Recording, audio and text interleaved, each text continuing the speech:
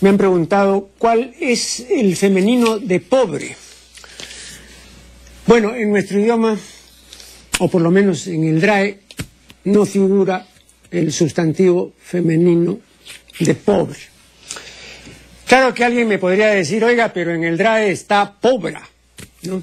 Efectivamente está pobra, pues, pero con la significación restricta de pordiosera o mendiga, ¿no? La mujer que pide limosna.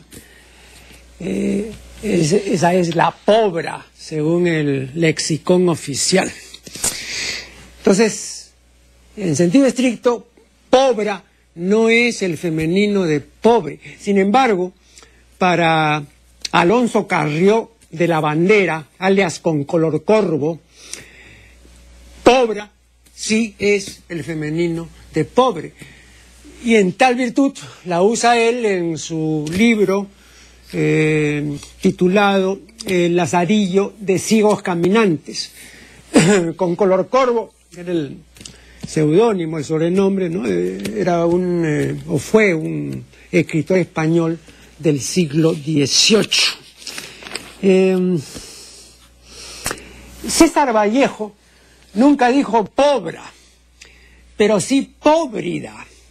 En su poema La vida, esta vida, dice, refiriéndose a las palomas, las póbridas, ¿no?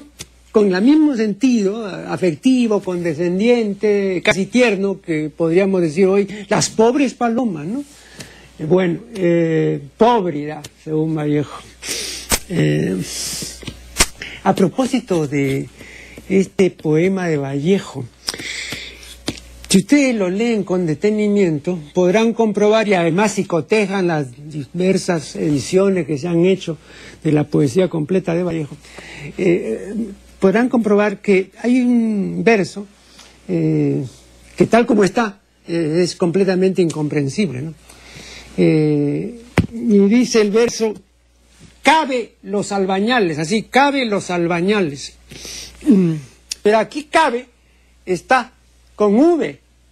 Entonces esto nos remite, o en principio nos remitiría a una forma del verbo cavar, o sea, remover y levantar la tierra con la lampa o el azadón. Pero, ¿qué tendría que ver aquí el verbo cavar, ¿no? Y la forma cabe, ¿no? No, aquí sí no tiene ningún sentido, ¿no? Ahora, esta falsa impresión del lector diligente, se debe al hecho sencillísimo de que Vallejo escribió cabe con V, no con B. O sea, le escribió, como nos decían en el colegio en primaria, ¿no? Con B de vaca y no con B de burro, ¿no? Bueno, así está aquí, y en todas las ediciones, ¿sabes? Está cabe con V, o como nosotros decimos, con B chica. Pero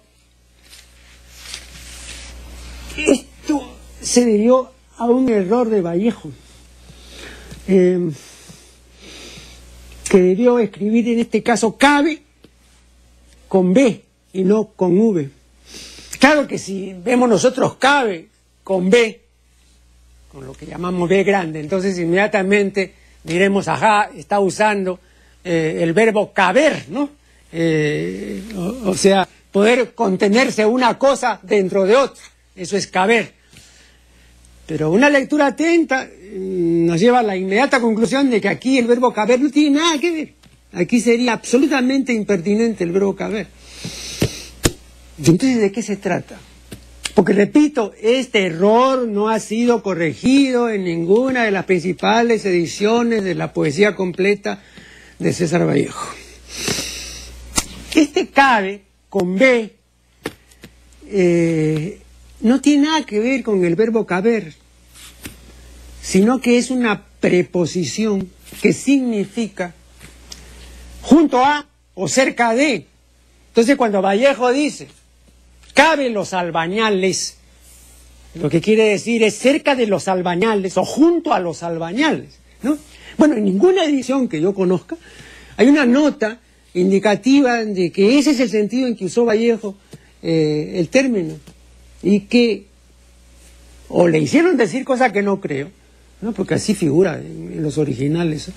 O pues ese desconocimiento de Vallejo, porque Vallejo pues no era un purista del idioma, ni un estilista, ¿no? Fue un gran poeta, indudablemente, pero no fue pues un maestro del bien decir. Entonces pues escribió cabe, la preposición la escribió con V y no con B.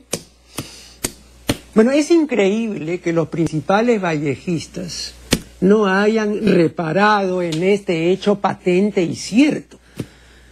Y la verdad es que tiene que venir pues un lexicógrafo, en este caso tengo que venir yo, para indicarles el desliz en que incurrió Vallejo, ¿no? La falta que cometió. Vean, hasta la década de 1930, poco más o menos, ¿no? Tuvo cierta vigencia la preposición cabe, que hoy es una preposición invigente, ¿no? Ni siquiera los arcaizantes usan cabe. Pero en la época de Vallejo, sí, se usaba todavía cabe, ¿no? Y a propósito de vigencia, bueno, con esto contribuyo nuevamente, porque ya son varias contribuciones, ¿no?, a dilucidar algún aspecto formal de la poesía vallejiana. Y a propósito de vigencia, ¿no?, he recibido felicitaciones, varias felicitaciones, a propósito de la publicación el lunes 8 del Corriente. A propósito, la gente dice de los corrientes, no señor, los corrientes serían los días que corren, no, es el mes el que corre, entonces es del Corriente. Bueno, el 8 del Corriente publiqué en El Comercio un artículo titulado La vigencia del jibarismo, ¿no?, que, como repito, ha motivado algunos simpáticos comentarios. El próximo lunes, si todo sale como se ha previsto, se publicará un nuevo artículo de mi autoría acerca del oxímoron. A los posibles interesados les digo desde ahora que no dejen de leer ese artículo, porque aclaro debidamente lo que es el oxímoron, ¿no?, y contradigo definiciones y ejemplificaciones que se han dado del oxímoron y que son completamente criticables, ¿no?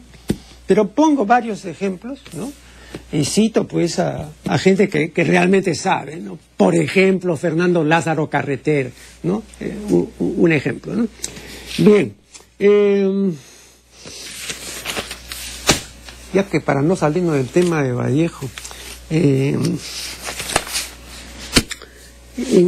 el soneto Intensidad y Altura, ¿no?,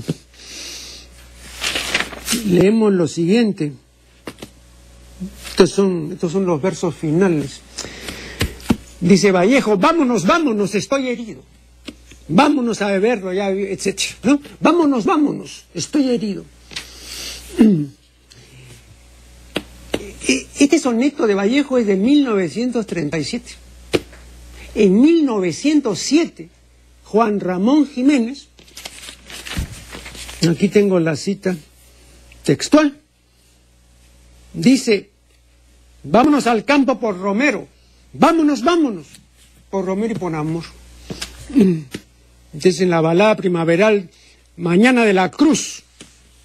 Ahora, esto se escribió 20 años antes, ¿no? 20 años antes. Entonces, no, 30 años antes, perdón, 30 años antes de Intensidad y Altura, claro. Entonces uno puede pensar y dice, ¿y de qué se trata? ¿De un plagio de Vallejo? En esa época, Jiménez y otros autores eran muy leídos, ¿no? Y es posible pues que Vallejo, no, es casi seguro que Vallejo haya leído pues a Juan Ramón Jiménez, ¿no? Yo el otro día traté de leer nuevamente, dicho sea de paso, Platero y yo, ¿no? A mí me encantó Platero y yo a fines de la década de 1950, ¿no?, cuando yo era universitario, y lo leí con complacencia, pero ahora no pude terminarlo, ¿eh? No, ahora sí, el libro se me caía en las manos y no, es así, fue, no. Y eso que yo a veces emprendo así, digamos, hago intentos, ¿no? Que no debiera, porque ya son cosas que han salido fuera de mis ámbitos de intereses y en general de época, ¿no? Y creo que eso ocurrió con Platero y yo. Ahora Platero y yo, para mí, ya no se puede leer. No, eso no quiere decir que sea una obra mala, no.